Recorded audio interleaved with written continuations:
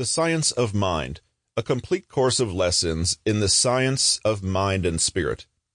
These lessons are dedicated to that truth which frees man from himself and sets him on the pathway of a new experience, which enables him to see through the mist to the eternal and changeless reality.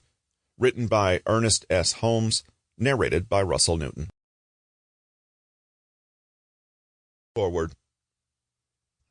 In presenting these lessons on mental science, I do not claim to have discovered any new truth. The truth has been known in every age by a few, but the great mass of people has never even dreamed that we live in a mental and spiritual world. Today, however, there's a great inquiry into the deeper meaning of life, because the race has reached a state of unfoldment where a broader scope is possible.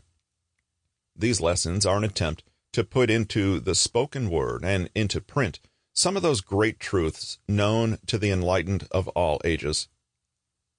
To suppose that the creative intelligence of the world would create man in bondage and leave him bound would be to dishonor that creative power which we call God.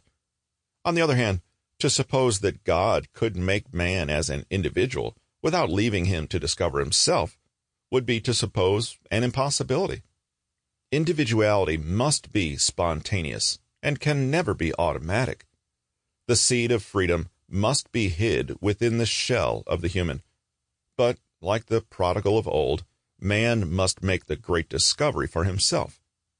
Although the journey may at times seem hard and the burden too great to bear, man still feels within a subtle sense, a mystical presence, a divine reality.